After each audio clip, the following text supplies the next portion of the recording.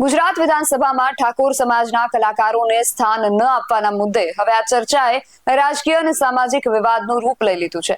આ બાબતે બનાસકાંઠાના સાંસદ ગેનીબેન ઠાકોરે પણ સોશિયલ મીડિયા પર પોતાનો રોષ વ્યક્ત કર્યો છે અને ભાજપ સરકાર પર આકરા પ્રહારો કર્યા હતા। તો બીજી તરફ વિક્રમ ઠાકોરે ગાંધીનગરમાં પ્રેસ કોન્ફરન્સ યોજીને વધુ એક વિવાદ છેડ્યો છે। તેમણે વિધાનસભાના અધ્યક્ષ શંકર ચૌધરીને સરકારના મીડિયેટર કહીને બળાપો વ્યક્ત કર્યો છે। જાણીએ સમગ્ર વિગત અહેવાલમાં। જય હિન્દ, BSI TV ન્યૂઝ પર આપની સાથે હું છું નિધિ ગઢવી। એક્ટર વિક્રમ ઠાકોરે વિસ્ફોટક નિવેદન આપ્યું છે અને શંકર ચૌધરીને મીડિયેટર ગણાવતા કહ્યું કે અમારા સમાજને ઇગ્નોર કરવામાં આવ્યો છે, સરકારી કાર્યક્રમ નહીં મળે તો ભૂખ્યા નહીં રહીએ। આવો બળાપો તેમણે વ્યક્ત કર્યો છે। પરંતુ આ સમગ્ર બનાવ વિશે જો વાત કરું તો આ વિવાદનો પ્રારંભ થોડા દિવસો પહેલા થયો, જ્યારે ગુજરાત સરકારે રાજ્યના પ્રખ્યાત કલાકારોને ગાંધીનગર ખાતે વિધાનસભામાં આમંત્રિત કર્યા હતા। આ કાર્યક્રમમાં કલાકારોનું સન્માન કરવામાં આવ્યું અને તેમને વિધાનસભાની કાર્યવાહી જોવાની તક આપવામાં આવી।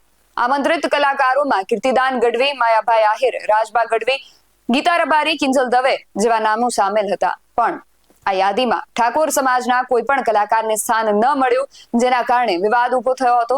ખાસ કરીને જાણીતા એવા કલાકાર વિક્રમ ઠાકોરે આ નિર્ણય સામે નારાજગી વ્યક્ત કરી એક વિડીયો મારફતે સરકારની નીતિ પર તેમણે સવાલો પણ ઉઠાવ્યા હતા। આ પછી આજે વિક્રમ ઠાકોરે પ્રેસ કોન્ફરન્સ યોજીને વિધાનસભાના અધ્યક્ષ શંકર ચૌધરી ઉપર નિશાન તાક્યું હતું। એ સિવાય પણ તેમણે ઘણી બધી વાતો કરી। સાંભળીએ શું કહી રહ્યા છે વિક્રમ ઠાકોર। સમાજ સાથે આવું છે, આવા કેટલાય લોકો હશે કે મીડિયેટરથી પીડાતા હશે, મીડિયેટરથી ન્યાય નહીં મળતો હોય, તો કમસે કમ બાકીના લોકોને પણ ખબર પડે કે આ મીડિયેટર છે ને આ પ્રકારનું કામ કરે છે। હું એમ તો કહું છું, મેં કદી પણ એ વિષય ઉપર ધ્યાન આપ્યું જ નથી, કારણ કે ફક્ત મારા ઉપર થતું હતું એટલે મેં કોણ છે કોને મેં કશું ધ્યાન નતું આપ્યું। આ તો આ ખાલી એટલી મને તમારા દ્વારા ખબર પડી કે શંકરભાઈ એમને ઇન્વિટેશન આપ્યું હતું કલાકારનું, બસ એટલી ખબર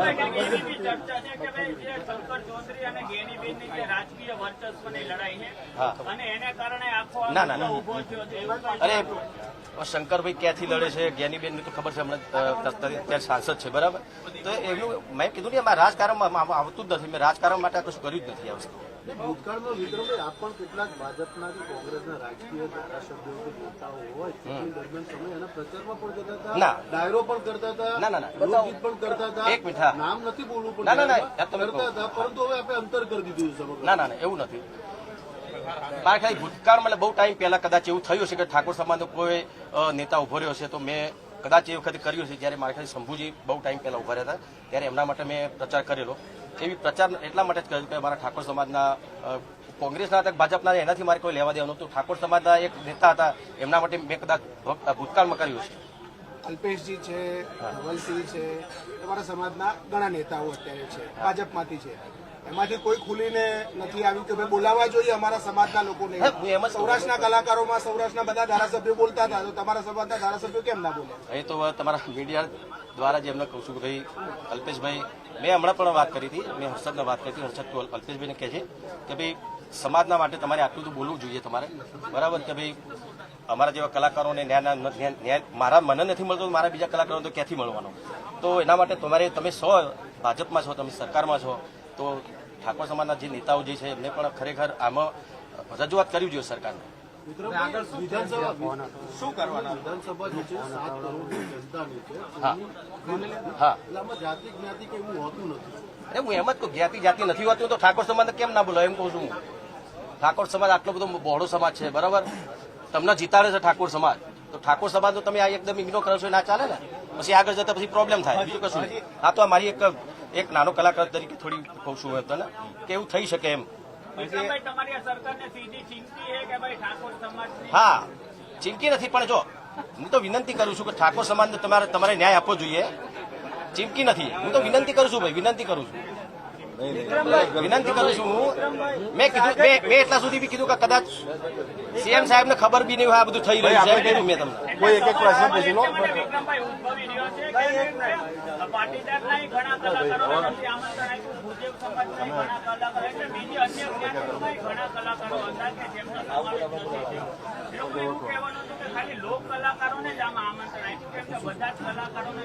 લોક કલાકારમાં ઠાકોર સમાજનો કલાકાર નથી આવતો એમ કહું છું।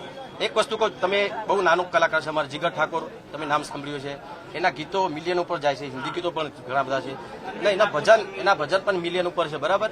એમની સાથે એમના અમારા સમાજની દીકરી, નાની દીકરી તન્વી ઠાકોર, એ પણ સરસ મજાની સંતવાણી ભજન કરે છે. તો કેમ આ તમારા જે કાર્યક્રમો હોય છે એમાં મીડિયેટરો આવા કલાકારોને પણ કેમ નથી બોલાવતા? આ તમે જેટલા નામ લીધા એટલા બધાને સાથે બોલાવે તો જ આ મામલો ના, ના, આવશે. એવું ખાલી નથી. વિક્રમભાઈને બોલાવો અરે મેં કીધું ઉકેલાઈ જશે. મેં કીધું એવું નથી કહેતો હું. જે હવે જે થઈ ગયું ભાઈ એના પછી પાછું લાવવાનો કોઈ મતલબ નથી. પણ જે તે ટાઈમે આ થયું ત્યારે એવા ખાઈ જીગર ઠાકોર, તન્વી ઠાકોર જેવી નાના બાળકો 12 કલાકારને એટલું સુંદર મજાનું ગાય છે ને એટલા મિલિયન ઉપર એમના સોંગ જઈ રહ્યા છે. તો એમને તમે બોલાવો તો તમને શું વાંધો હતો એમ કહું છું. હવે ખુલીને કહી દો ને, કહી દો ને, મીડિયેટર કોણ અને કોનાથી નારાજ? મીડિયેટર કોણ છે બધાને ખબર છે, મારે કહેવાની જરૂર હવે નથી. સીધી બરાબર? વાત છે, મનુ રબારી મોટે ભાગે આ લઈને ગયા છે. કે છે એને સંકલન કરે છે. જો, એક એની સામે કોઈ પ્રશ્ન ખરો તમને? જો મારે કોઈ સમાજ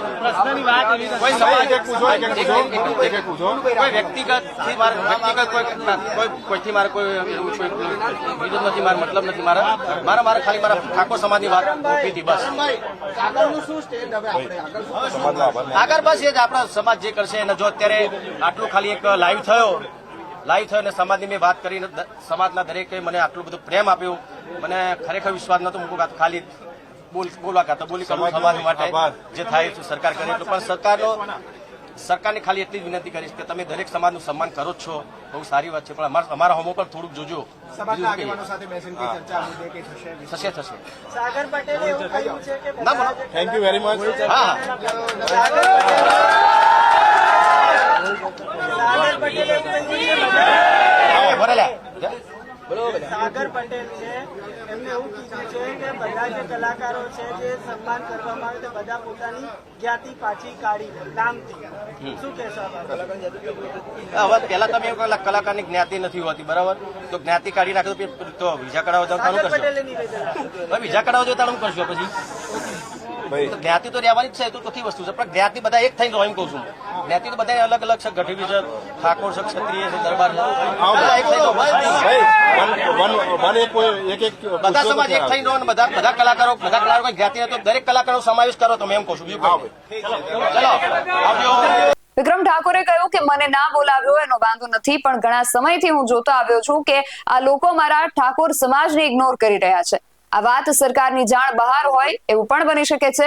જે વચ્ચે મીડિયેટર હોય એ લોકો પણ આવું કરતા હોય છે. ઘણા સમયથી જોઈ રહ્યો છું કે સરકારી કાર્યક્રમો હોય એમાં ઠાકોર સમાજના દીકરા દીકરી નથી હોતા. કહેવાય છે કે કલાકારની કોઈ જ્ઞાતિ હોતી નથી, તો પછી ઠાકોર સમાજને નહીં બોલાવીને નાત જાત ન કરવી જોઈએ. હવે આ મામલે આગળ શું થાય છે તો જોવું રહ્યું, પરંતુ આ વિશે તમારું શું માનવું છે અમને કમેન્ટ કરીને ચોક્કસથી જણાવજો. આવા જ વધુ અહેવાલો સાથે મળતા રહીશું. તમે મારી યુટ્યુબ ચેનલને સબસ્ક્રાઇબ કરવાનું અને અમને ફેસબુક અને ઇન્સ્ટાગ્રામ પર ફોલો કરવાનું ભૂલશો નહીં.